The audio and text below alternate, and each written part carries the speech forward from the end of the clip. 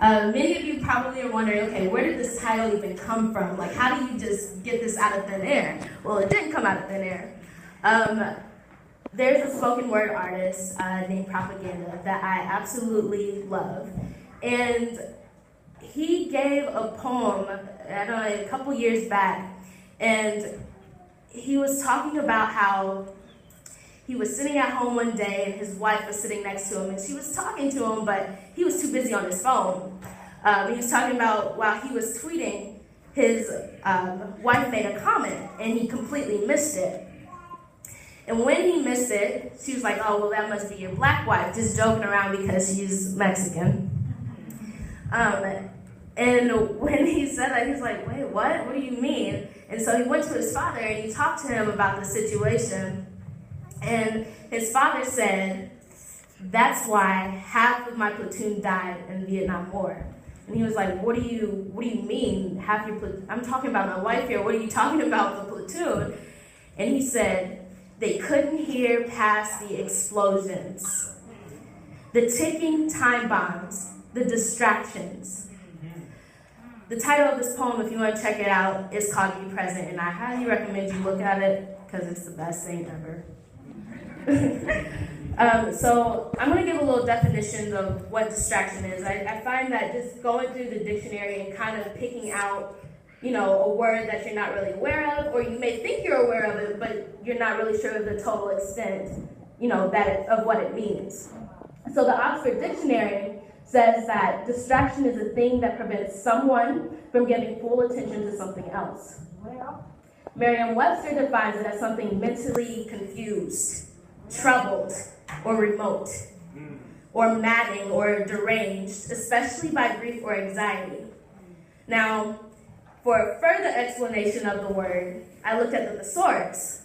All right. So, feeling overwhelmed, or worried, confusion, agitated, delirious, frantic, distraught. The list goes on. I also looked at some antonyms, the words that are opposite from distraction, just to kind of get a comparison. So collected, composed, recollected, self-composed, self-possessed, unhysterical. So you can see the fine difference between these two perspectives of this one word. Everything that describes a distraction has a negative connotation, but everything opposite of that is positive. The origin, just in case you guys want to know this, Middle English and it's Latin, and it's distractus, and it literally means to draw apart. So please keep these definitions in mind throughout the sermon because we will revisit them. So we started off with the book of Joshua. Now, I picked Joshua because I felt like, and also Judges, we're going to touch Judges as well, but the Israelites are a group of people who we can relate to in our daily lives today. Like, it's everything that they went through is very similar to what we're going through right now. So the book of Joshua and Judges gives us like the historical timeline of God's covenant or his promise. And so with the Israelites, which was them receiving the promised land, and the process of acquiring this land that was foreign to them and would be their new established home. So under Joshua's leadership, their first task was to cross the Jordan River. Now this was a huge task for them because it was in January, which was the flooding season. So the water was super high. They're like, how are we going to cross it? Like, what? Joshua, what are you talking about? I don't understand this. I need Moses back because you're not leading us how it is led. So, with that being said, God gave them clear instructions of exactly what they needed to do in order to have a successful crossing of the Jordan. All right. And the good thing about it, Joshua, the Israelites and Joshua, they were very obedient. Just throwing that out there so you guys know what I'm referencing again. But Joshua 3 and 4 is when we're talking about them crossing the Jordan River. So what they would do, the priests would go to the shore, and the water downstream would be cut off once the soles of their feet hit the shore of the river. Yeah.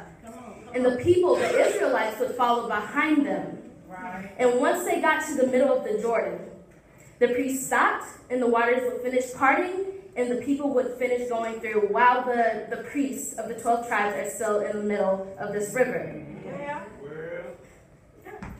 Then God said to gather 12 rocks for 12 tribes from the middle as a symbol, just so you know who I am. All right. So once they gathered these rocks, the water went back to its normal state. Now, this particular situation, it was symbolic of God truly being the Lord of the Lords for, one, the Canaanites and for the Israelites. The Canaanites worshiped different gods, one of them being Baal, who had supposedly conquered their god of the sea. This was God's way of letting the people know that he has the power and that the Israelites will come out victorious no matter the obstacle or trial in the way of receiving their promise. It was meant to show the people of God just who he is, just to give them a reminder. And it also kind of outlines that God keeps his promises. If he instructs you to do something, do it diligently, follow diligently, and you will reap the benefits. Anything that is impossible, I don't even believe in the word impossible, because impossible is not even a word. It's just an excuse not to even try, and it's also a definition of a lack of faith. Jordan was an obstacle, yes, the Israelites went through this, conquered it. At first they were like, but then they trusted in Joshua, and God led them, and Joshua led them as well, and they saw through this obstacle that was facing them. Patience and faith will carry you through when God has promised you something. If it's instilled in your heart, it will come to pass. Don't let the trials and tribulations become distractions or those ticking time bombs, but instead view them as stepping stones for yourself and for others. So we're going to go on to the next thing that they had to conquer while they were under Joshua's leadership, which is Jericho, the city of Jericho. So this was in Joshua 6 and 7, the first battle that the Israelites had under Joshua's rule. And so God instructed them again. He gives you direction. You just got to follow. They marched around the city walls once every day for 6 days with the Ark of the Covenant. And on the 7th day, they marched around the wall 7 times, and the people shouted, and the horn was blown, and the walls came tumbling down. Now, can you imagine something like that today? Like, if God's telling you to do something, this is us all the time. God's telling us to do something, and we're like, now, hold up, God. This is not, I don't think this is possible. So I'm just going to do this over here because it's easier.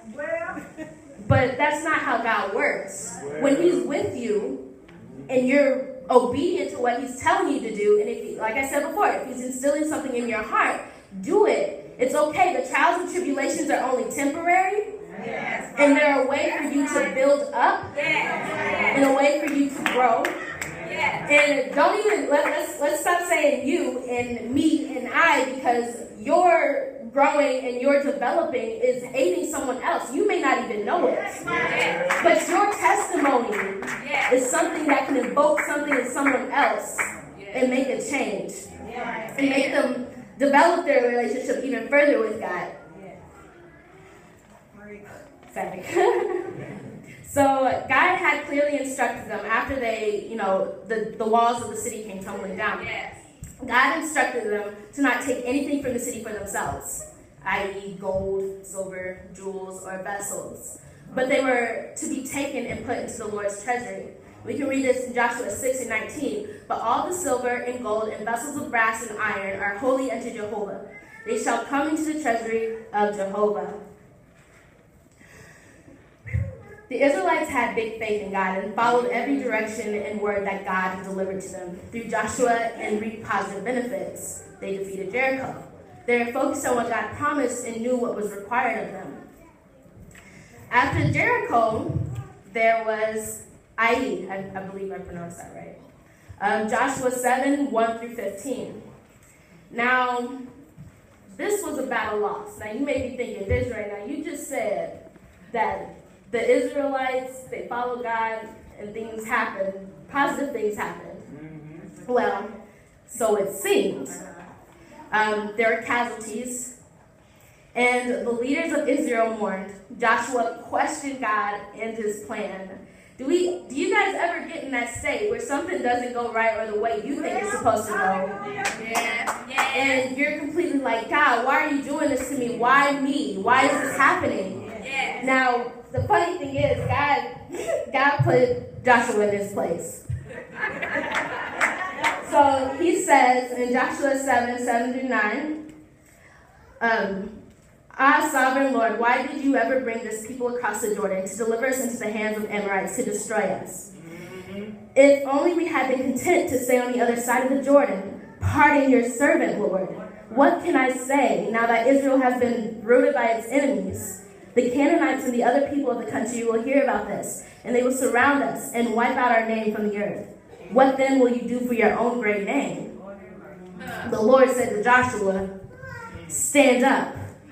What are you doing on your face? Israel has sinned. They have violated my covenant, which I commanded them to keep. They have taken some of the devoted things. They have stolen. They have lied. They have put them with their own possessions. That is why the Israelites cannot stand against their enemies. They turn their backs and run because they have been made liable to destruction. I will not be with you anymore unless you destroy whatever among you is devoted to destruction. One man's distraction cost the lives of his family and others. Approximately 36 men died out of 3,000 because of this one man's distraction. And this guy's name was Achan of the tribe of Judah.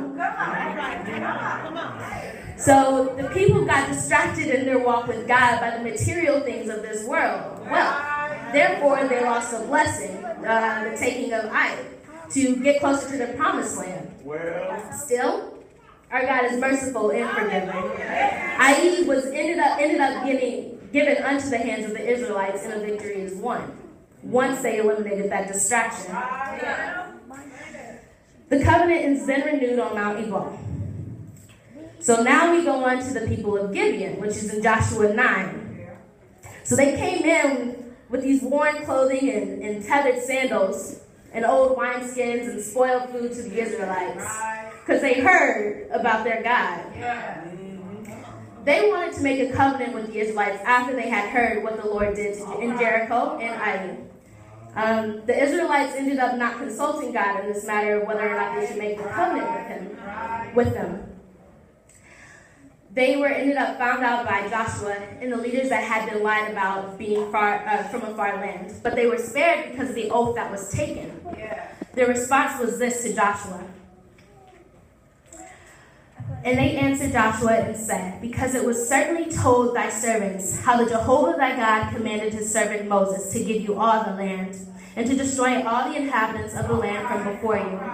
Therefore, we were so afraid of our lives because of you, and have done this thing. And now behold, we are in thy hand, as it seemeth good and right unto thee to do unto us. And so did he unto them, and delivered them out of the hand of the children of Israel, that they slew them not. And Joshua made them the day hewers of wood and drawers of water for the congregation, and for the altar of Jehovah, unto this day in the place which he should choose.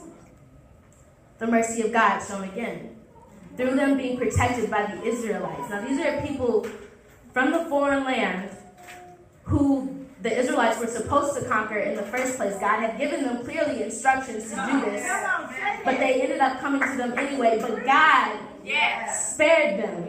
Even though he had already told them, you need to go and defeat these people. They had already made a covenant. Even in the Israelites' mistakes, God was shown.